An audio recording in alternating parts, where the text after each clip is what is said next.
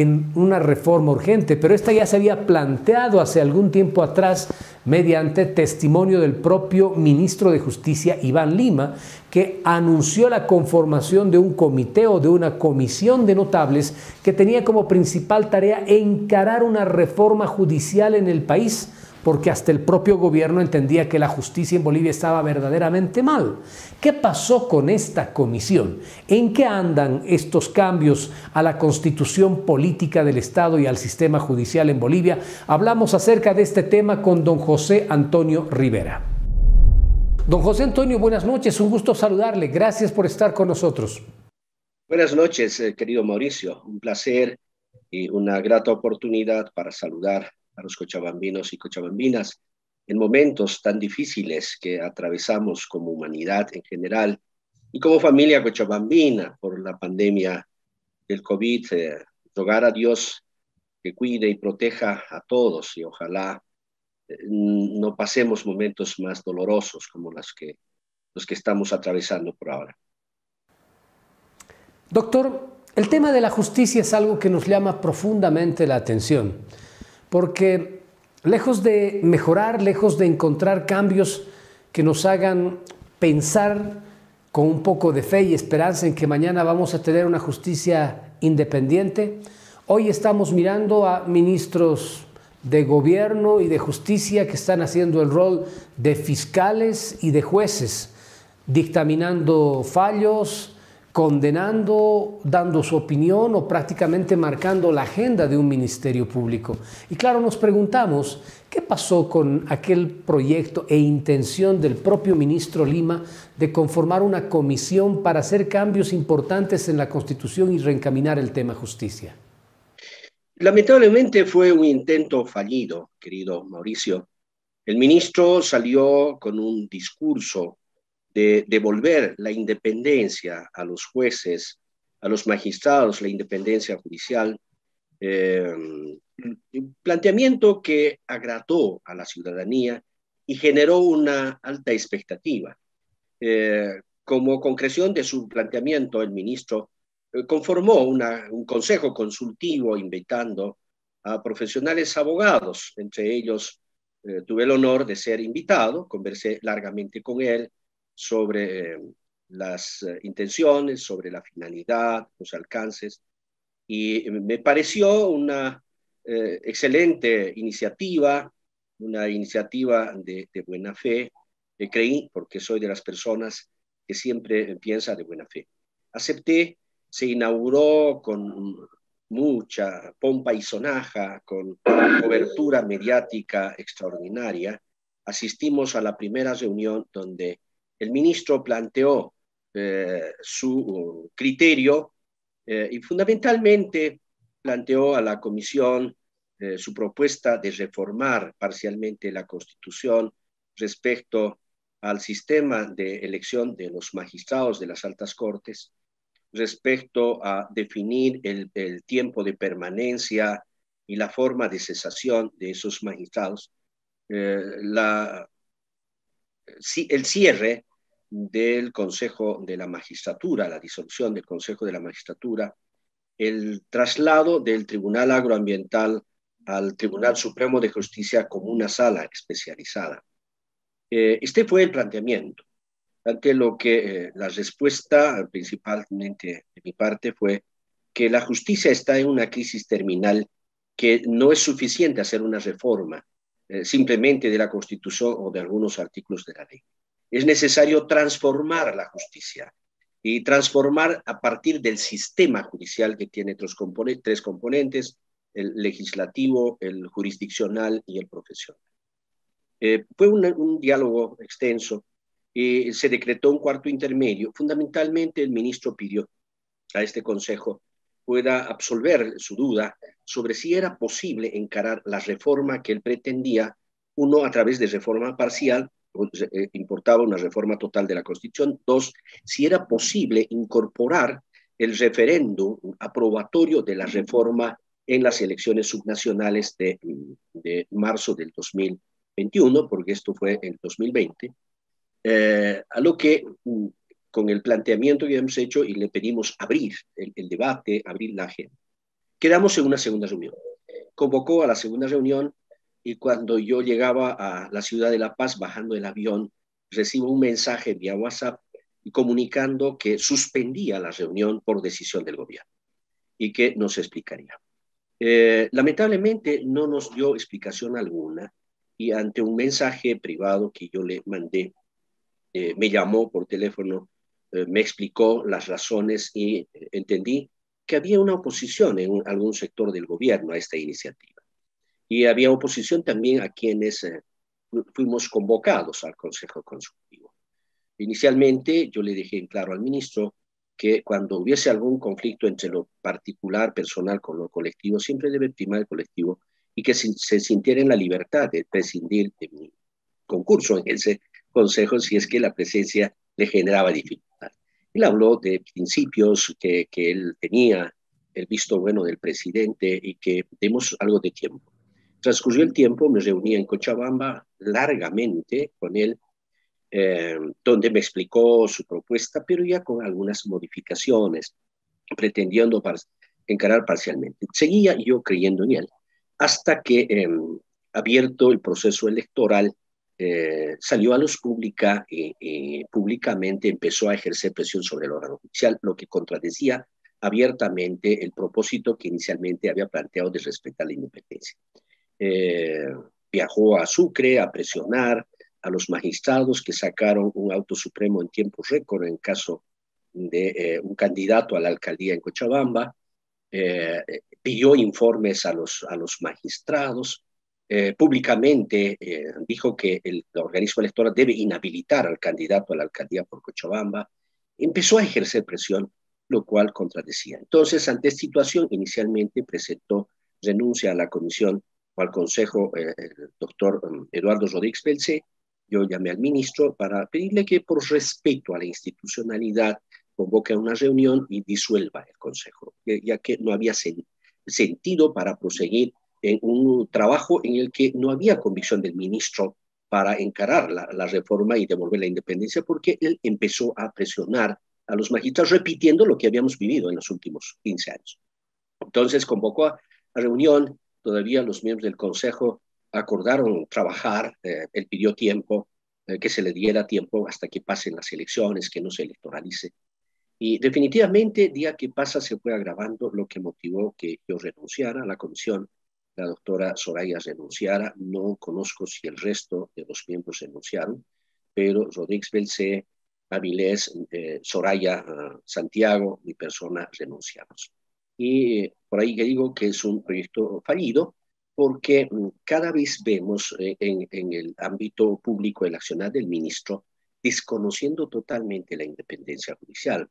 Me sorprendió escuchar públicamente que garantizaba el gobierno que no procederían a detener preventivamente a don Carlos Mesa, que le otorgarían las garantías. Entonces yo me pregunté, ¿de cuándo y en qué parte de la Constitución les reconoce la potestad de definir la libertad o la detención de una persona convocada como testigo de incriminar un delito al Ejecutivo? Esa es potestad del juez. El pedir o no la medida cautelar es potestad del Ministerio Público. Entonces ahí está mostrando una conducta contraria al planteamiento que había hecho el 2020, que en la práctica demuestra la total injerencia del órgano ejecutivo, del órgano legislativo hacia el sistema judicial, que día que pasa está tocando fondo. Una crisis caracterizada por la crónica retardación de justicia, por altos niveles de corrupción.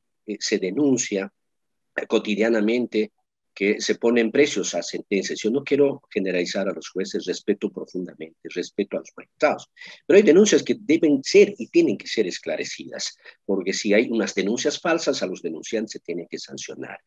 Un tribunal constitucional que ha perdido el rumbo, que primero aprueba una sentencia, se da a luz pública, está firmada la sentencia con 6 votos a favor de la resolución, 2 votos disidentes, una excusa, y luego está la sentencia circulando por redes sociales con las firmas correspondientes. Aparece el presidente del tribunal a decirnos que no habían logrado la mayoría del proyecto y por lo que se ha vuelto a sortear, hacen desaparecer una sentencia. ¿Por qué? Porque el ministro sale y dice, han declarado inconstitucional, vamos a acatar, pero no estamos de acuerdo, es un mal fallo, e inmediatamente el tribunal modifica el fallo. Entonces, ¿en qué estamos? ¿Hay o no hay independencia? Desde mi punto de vista, no hay independencia de los jueces, de los magistrados. Hay una crisis casi terminal en el sistema de justicia, hay una total inseguridad jurídica, hay total ausencia de garantías constitucionales y por lo tanto hay un debilitamiento al extremo del Estado constitucional de derecho. Doctor, ahora, a partir de estos elementos, claro, ¿cuáles son los desafíos que tenemos por delante? Se habla de la necesidad de cambiar la constitución política del Estado, de reformar este importante documento que nos conduce, que nos dirige, que nos pone orden con, por supuesto, derechos y responsabilidades. ¿Cómo ve usted esta posibilidad que de pronto desde distintos ámbitos de la ciudadanía en el país comienza a mirarse como un tema que debe afrontárselo de manera rápida y urgente? En primer lugar, está demostrado, querido Mauricio, que el gobierno no va a encarar reforma alguna a la justicia, porque la justicia como está en este momento le es funcional, le sirve para desplegar persecución judicial penal contra líderes cívicos, líderes ciudadanos, como ya aconteció en los 14 años anteriores. Por lo tanto, tener jueces dóciles, jueces que se subordinen, tener un tribunal constitucional totalmente inclinado y parcializado a quienes detentan el poder y desde donde se viola la Constitución, le es funcional. Por lo tanto, al gobierno no le interesa encarar una reforma estructural y hacer una transformación de la justicia. Frente a eso, ¿qué queda? O uno es cruzar de brazos y decir, sálvese quien pueda, y un poco más retornar a los antaños del siglo XVIII, siglo XIX, la defensa propia, que no es el mejor camino. Y la otra vía es que impulsemos desde la sociedad civil en una alianza de los actores centrales del sistema de impartición de justicia, como son las universidades, porque ellos forman los profesionales, desde aquellas instituciones ONGs que promueven y defienden derechos humanos, desde aquellas instituciones que están involucradas con la impartición de justicia y desde la propia sociedad civil, impulsar las acciones de transformación de justicia que pasan por un acuerdo nacional para adoptar medidas inmediatas y de largo alcance. Entre las medidas inmediatas está, por supuesto, claro que hay que hacer una reforma parcial de la Constitución, primero para devolverle y garantizarle al órgano judicial una verdadera autonomía económica, financiera y presupuestaria. Dos, para que desde la Constitución se imponga al órgano ejecutivo y al órgano legislativo la asignación presupuestaria suficiente para cubrir las necesidades del órgano judicial, del Ministerio Público de Defensa Pública. Tercero, modificar la Constitución para devolver al órgano judicial un órgano de autogobierno, pero totalmente independiente y con roles claros y precisos de orden administrativo, de orden disciplinario, para adoptar políticas administrativas, políticas disciplinarias, no como lo que hoy está sucediendo. Y luego hay que encarar una transformación respecto al sistema de selección y designación de magistrados de las altas cortes, de jueces de apelación, lo que se llama en Bolivia vocales de tribunales departamentales de justicia, de los jueces de instancia, implementando verdaderamente el sistema de carrera judicial. Y eso hay que transformar, modificar en la Constitución a través de una reforma parcial, pero además con unas disposiciones transitorias que permita encarar la segunda fase, que será modificaciones legislativas, serán modificaciones estructurales en la formación profesional, porque reitero, el sistema judicial hay que ver sistémicamente en su componente legislativo, en su componente profesional, la formación de profesionales abogados, porque allá se origina la ruptura de la independencia y el tema jurisdiccional. Y esta reforma constitucional, reitero, hay que impulsarla desde la sociedad civil, tomando en cuenta que el artículo 411, parágrafo segundo de la Constitución, prevé que la misma podrá ser reformada parcialmente o por una ley aprobada en el órgano legislativo con 2/3 de votos y luego refrendada por el pueblo mediante un referendo constitucional aprobatorio o por iniciativa ciudadana, reuniendo firmas del 20% del padrón electoral que proponga la reforma constitucional y se someta al referendo constitucional aprobatorio. Entonces, la idea es que desde la sociedad civil podamos impulsar esta reforma de la Constitución a través de iniciativa ciudadana, movilizándonos con las estructuras societales involucradas con la justicia, la sociedad organizada a través de las plataformas ciudadanas, a través de las organizaciones de profesionales, el movimiento cívico, para reunir las firmas de un equivalente al 20% del padrón electoral, que estamos hablando cerca de 1.400.000 firmas, para que con ello el organismo electoral apruebe la pregunta del referéndum, someta a control preventivo de constitucionalidad y luego se convoque al referéndum popular para que el pueblo como soberano tome la decisión. Estoy seguro que a toda la población nos afecta la justicia. Nadie puede decir que está en paz si tiene un sistema judicial que no le garantiza seguridad jurídica, porque un día el juez en un caso dice A, en otro caso idéntico dice B, y en otro caso idéntico dice C, y uno no sabe finalmente si es A, B o C. Hay una crónica retardación de justicia, dicen que la justicia llega, tarda pero llega, aquí no llega nunca, pasan 10 años, 15 años, hay procesos que se están sustanciando 14, 15 años y eso no es justicia. Entonces, yo creo que la vía hoy en día es impulsar desde la sociedad civil este mecanismo que permite a la ciudadanía encarar una reforma constitucional. Ahora, finalmente, doctor, el tema de la voluntad política es importante, porque si bien usted ha planteado un camino desde donde el criterio ciudadano, el movimiento ciudadano, institucional, organizacional, puede hacerse sentir a pesar de todo, creo que la voluntad política también es fundamental. Podría contribuir mucho, podría ayudar a que este proceso, por ejemplo, se acelere o de pronto frenarlo. ¿Cómo ve usted este aspecto en Bolivia bajo una figura interesante que usted describe y que seguramente ya está en la cabeza de muchas instituciones, líderes ciudadanos, cívicos en nuestro país? Indudablemente que para tener el resultado final será necesario tener una voluntad política de los actores políticos. Y en eso creo que, en primer lugar, quienes son del esquema de la oposición, considero que no tendrán mayor problema en apoyar e impulsar esta iniciativa ciudadana. Más que impulsar, brindar su apoyo político. En cuanto al gobierno, hay dos caminos.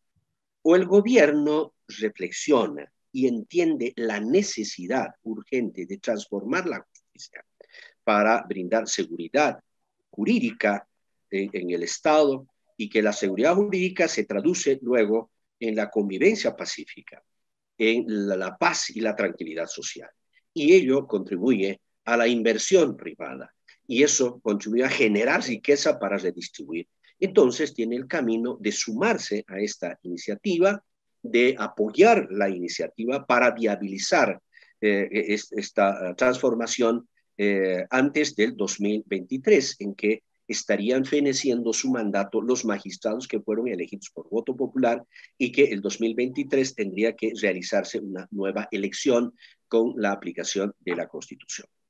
Y el otro camino es oponerse a la voluntad ciudadana y poner barreras, trabas a esta iniciativa ciudadana desde el Tribunal Constitucional cuando tenga el control preventivo de constitucionalidad. Será importante en ese caso que el gobierno reflexione profundamente porque puede derivar en un desgaste significativo de la imagen gubernamental, de la aprobación ciudadana a la gestión gubernamental, porque una mala justicia afecta no solo a los de la oposición, afecta a los del oficialismo, a los de la oposición, afecta al Estado en sí. Un Estado sin seguridad jurídica es un Estado destinado al fracaso, a la crisis, porque no hay inversión privada si no hay seguridad jurídica. Y está visto que solamente con inversión estatal no avanzamos. Requerimos tanto de inversión estatal como de inversión privada. Requerimos tener un clima de paz y de tranquilidad social.